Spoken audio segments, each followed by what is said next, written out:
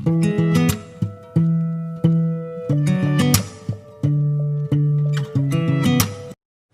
सभी का आराधना degree college के YouTube प्लेटफॉर्म चैनल पर आप सभी का स्वागत है।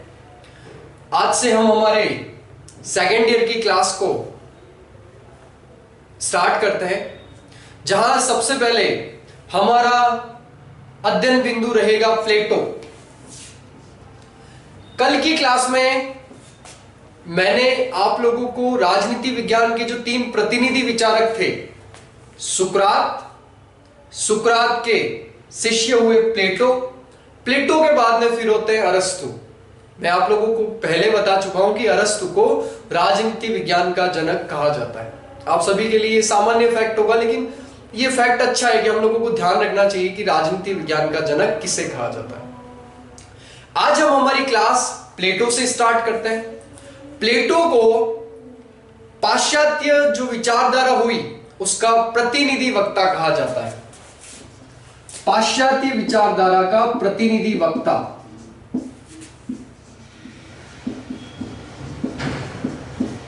पाश्चात्य विचारधारा का प्रतिनिधि वक्ता। पाश्चात्य विचारधारा, वेस्टर्न थिंकर्स जो भी हुए हैं, उनका प्रतिनिधि वक्ता कहा जाता है प्लेटो। लोकतंत्र का सबसे पहले जहां प्रारंभ हुआ, स्पार्टा, एथेंस, तो ध्यान रखना प्लेटो का जन्म होता है 427 ईसा पूर्व में। प्लेटो का जन्म होता है 427 ईसा पूर्व में। प्लेटो का जन्म होता है एथेंस में। एथेंस जो कि आज के समय में यूनान जो देश है, वहां एक जगह एथेंस, जहां पे सबसे पहले पॉलिस स्टेट, राजनीति विज्ञान में राज्य का प्रारंभ भी वहीं से माना जाता है, वहां प्लेटो का जन्म होता है 427 ईसा पूर्व में। एक फैक्ट यहां ध्यान रखना, एथेंस में सबसे पहले लोकतंत्र की स्थापना होती है। लोकतंत्र की स्थापना सबसे पहले एथेंस में होती है। यहां देखिए, यहां इस फैक्ट को ध्यान रखिए कि प्लेटो को पहले एरिस्टोक्लीस के नाम से जाना जाता था। एरिस्टोक्लीस।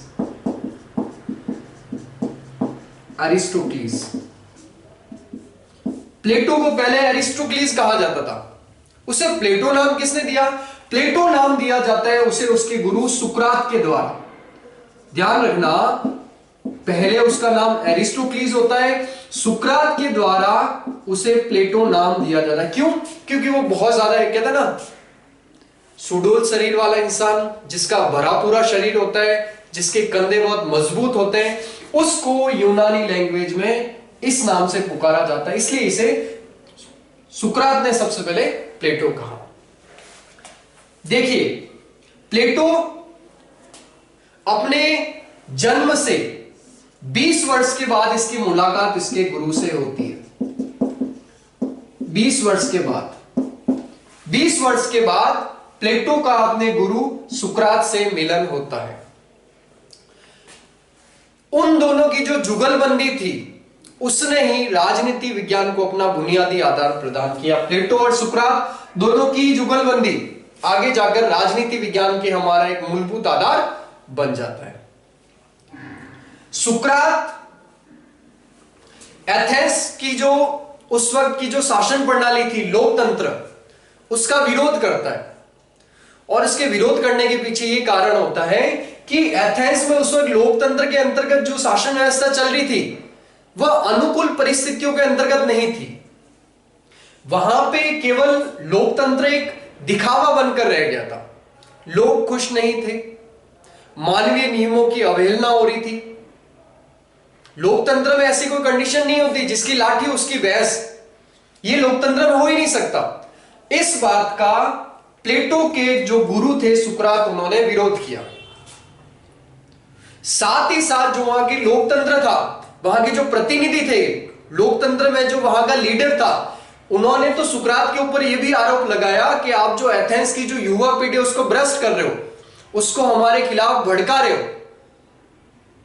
इन सभी आरोपों की बदौलत सुकरात को 399 ईस्वी में फांसी की सजा दी गई। 399 ईसा पूर्व में सुकरात को फांसी की सजा दी गई। ठीक है, यहां तक क्लियर हो गया। सबसे पहले हमने ये देखा प्लेटो का जन्म कब हुआ, एथेंस में हुआ। एथेंस में उस वक्त लोकतांत्रिक शासन प्रणाली थी, एरिस्टोक्लीज जिसे कहा जाता, तो उसे प्लेटो नाम किसने दिया? प्लेटो नाम उनके गुरु सुकरात ने दिया।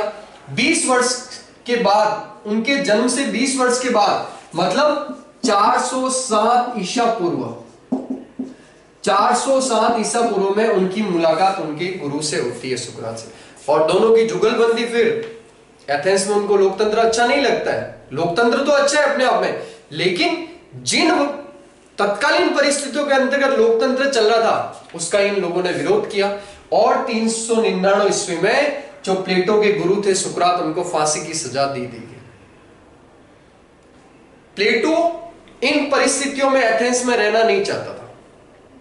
अब उसने अपने जीवन के आगे के समय पीरियड में वो इधर से उधर अनेक देशों में उसने अलग अलग देशों में भ्रमण करता रहा। मिस्र गया, अफ्रीका के कई देशों में गया, यूरोप के भी उसने सैर की। फिर वापस भटक के अपना पूरा अलग अलग देशों के अध्ययन करने के बाद, किस देश में कौन सी शासन व्यवस्था है, क्या वो सही तरीके से उपयुक्त है या नहीं है, उन सभी का अध्ययन करने के बाद प्लेटो 386 ईस्वी में वापस एथेंस आता है। 386 ईसा पूर्व में वापस एथेंस आता है। एथेंस में तो उसके दुश्मन पहले से ही थे। क्यों? क्योंकि जब सुकरात को आपने मृत्युदंड दे दिया, सुकरात पे आपने अलग अलग आरोप लगा दिए, तो वो लोग, वहां की जो शासन व्यवस्था थी वो प्लेटो को भी पसंद नहीं करती थी। यहां आकर यूरोप के अलग अनेक देशों का, मतलब वहां जाकर उसने शासन व्यवस्था का अध्ययन किया। अपने देश आने के बाद में उसने एक अकादमी की स्थापना की। प्लेटो द्वारा एक अकादमी की स्थापना की जाती है, ध्यान रखिएगा। प्लेटो ने एक अकादमी की स्थापना की। अकादमी को आप बोल सकते हैं यूनिवर्सिटी, एक विश्वविद्यालय की स्थापना की प्लेटो ने। प्लेटो जब एथेंस आया वापस लौट के, इनके गुरु की मृत्यु होने के बाद में प्लेटो ने विश्व के अनेक देशों का भ्रमण किया। 386 ईस्वी में प्लेटो द्वारा अकादमी की स्थापना की जाती है, और इसी अकादमी को यूरोप का प्रथम विश्वविद्यालय कहा जाता है। यूरोप का प्रथम विश्वविद्यालय, यूरोप का प्रथम विश्वविद्यालय।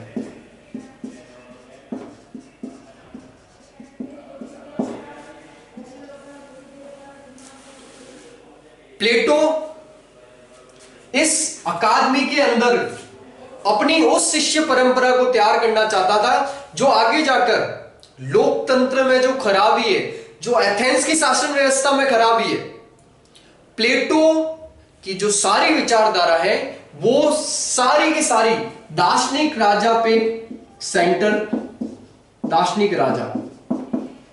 प्लेटो की शासन व्यवस्था इसी पर आधारित है। प्लेटो चाहता था कि एथेंस के अंदर दार्शनिक राजा हो, फिलोसोफर किंग। एथेंस का सही तरीके से, एथेंस के जो शासन व्यवस्था में कमियां हैं उसको दूर किया जाए, और वो शासन व्यवस्था की कमियां लोकतंत्र से दूर नहीं होगी।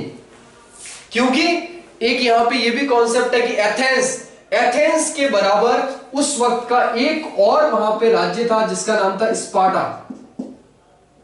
स्पार्टा, एथेंस और स्पार्टा के बीच में पेलोपोनेशियन वॉर होता है, दोनों के बीच में लड़ाई होती है। स्पार्टा में उस वक्त राजतंत्र होता है और एथेंस में होता है लोकतंत्र। और ये जो लड़ाई हुई पेलोपोनेशियन वॉर की, उसमें एथेंस पराजित होता है और स्पार्टा की जीत होती है।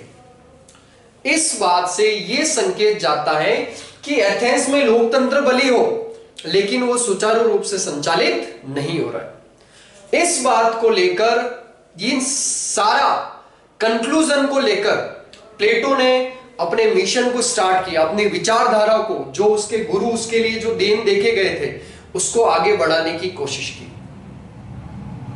यहां एक मैक्सी महोदय का फेमस कोटेशन है।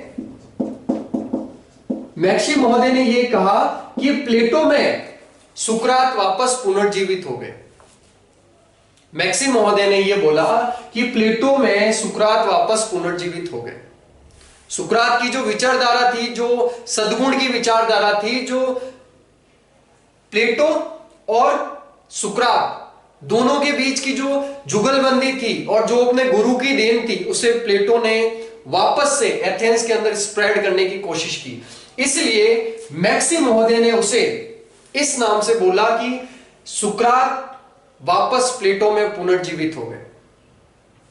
ठीक है, अब हम आगे देखते हैं अकादमी, जिसे यूरोप का प्रथम विश्वविद्यालय कहा जाता है।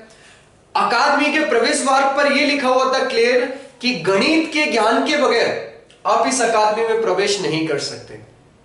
तो यहां यह फैक्ट हमारा क्लियर होता है कि जो यूरोप का जो प्रथम विश्वविद्यालय था अकादमी, वहां सबसे मुख्य विषय कौन था? वहां सबसे मुख्य विषय था गणित। प्लेटो के अकादमी के अंतर्गत सबसे मुख्य विषय था गणित।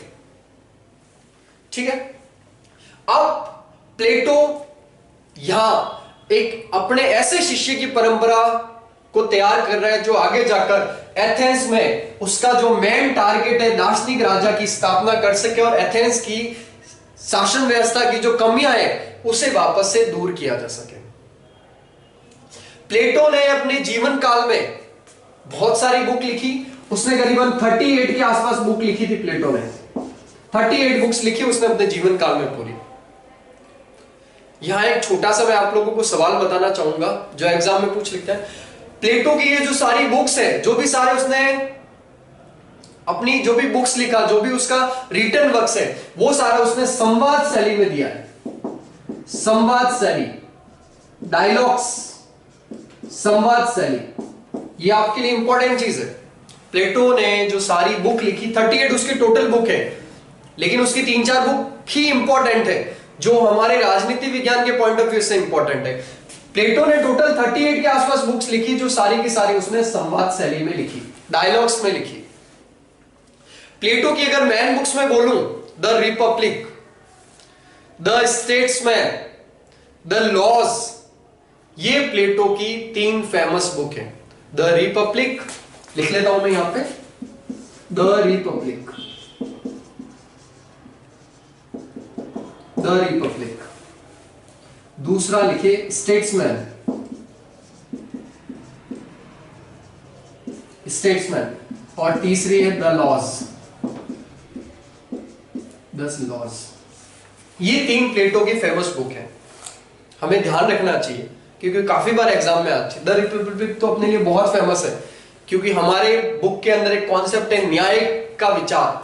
हमको प्लेटो का न्याय का विचार पढ़ना है अभी, तो ध्यान रखना प्लेटो ने अपना जो न्याय, अलग अलग जो उसकी प्लेटो की विचारधारा थी, प्लेटो का न्याय का विचार, प्लेटो का साम्यवाद का विचार, ये सारे जो भी प्लेटो की जो जितने भी कॉन्सेप्ट है वो हमें इन अलग अलग बुक में मिलते हैं। प्लेटो के दार्शनिक राजा का सिद्धांत, प्लेटो के आदर्श राज्य का सिद्धांत, ये हमें इन तीनों बुक्स में अलग अलग जगह पे मिलते हैं। तो हमें पता होनी चाहिए द रिपब्लिक किसने लिखी, प्लेटो ने लिखी, स्टेट्समैन किसने लिखी, प्लेटो ने लिखी, और द लॉज किसने लिखी, प्लेटो ने लिखी। ये सारा एक प्लेटो का ओवरऑल व्यू था। हमें इसके जन्म कब हुआ, कैसे हुआ, उससे ज्यादा इंपॉर्टेंट हमें है इसकी विचारधारा, इसका राजनीति विज्ञान में योगदान क्या है, वो हमको पढ़ना है।